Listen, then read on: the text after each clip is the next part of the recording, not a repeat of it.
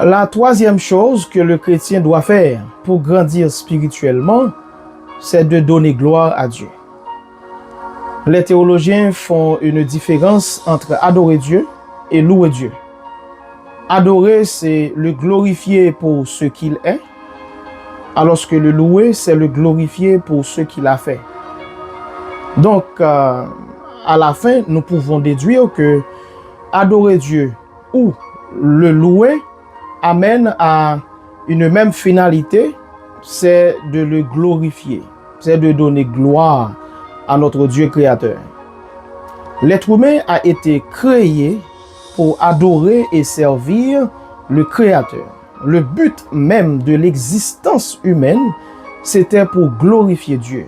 Glorifier Dieu, c'était pour l'adorer, c'était pour le louer, c'était pour le servir. Cependant, certains ont fait le choix de servir la créature au lieu du Créateur. Nous avons remarqué des gens qui adorent le soleil. Il y a d'autres qui adorent les rivières, qui adorent un arbre. Donc c'est un raisonnement par l'absurdité. Pourquoi? Parce que si vous avez le choix d'acheter un sac Louis Vuitton original à un sac Louis Vuitton contrefait, pourquoi choisir la contrefaçon? C'est un raisonnement absurde parce que j'ai le choix entre l'original et la contrefaçon. Donc, de manière logique, de manière normale, de manière raisonnable, je devrais choisir l'original.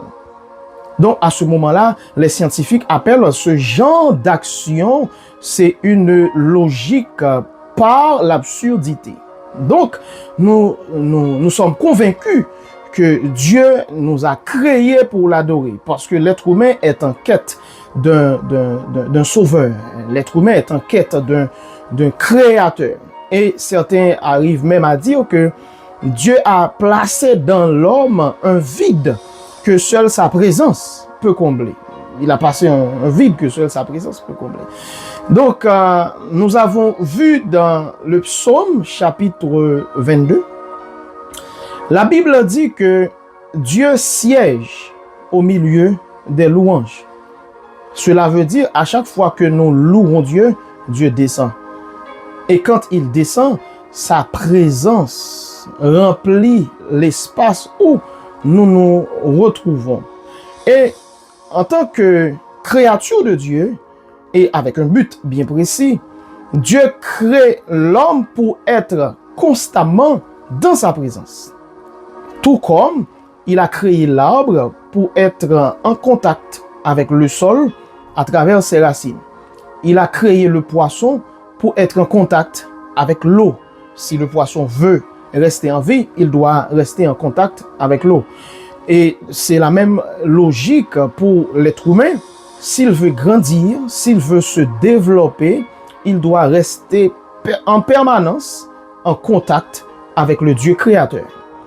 Jésus-Christ, dans sa conversation avec la femme samaritaine, dans le livre de Jean, le chapitre 4, Jésus a mis l'accent sur qui nous devons adorer et comment nous devons l'adorer.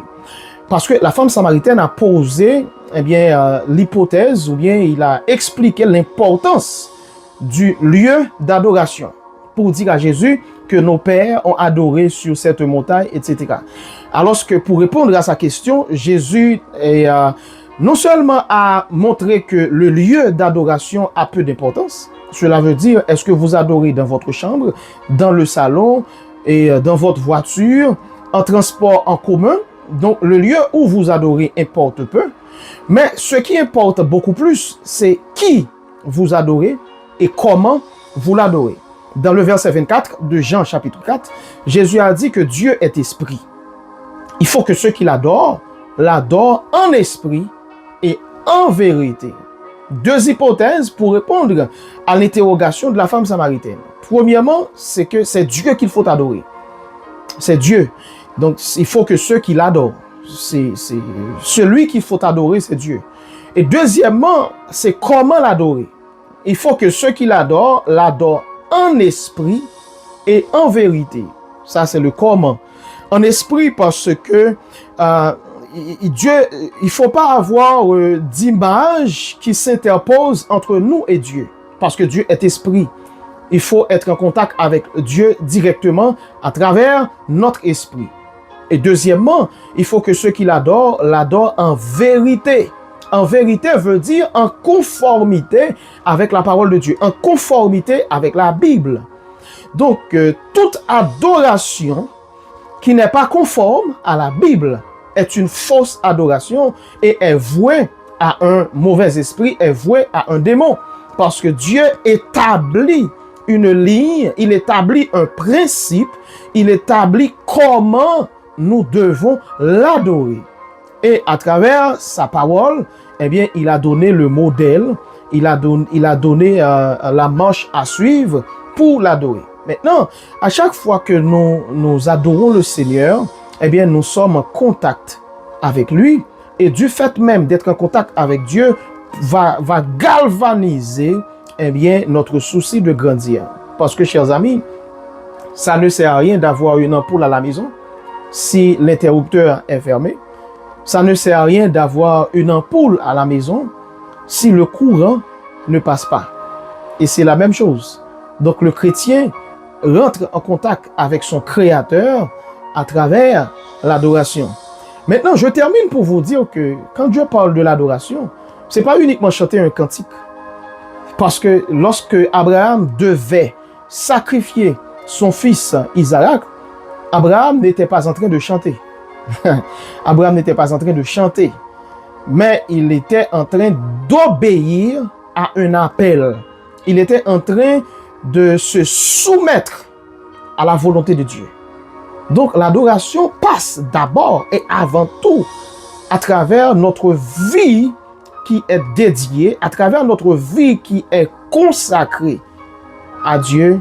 Et c'est là que notre adoration a de l'importance.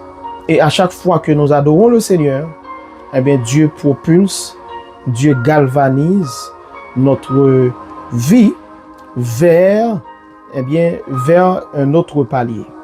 Que Dieu vous bénisse richement et abondamment. À la prochaine.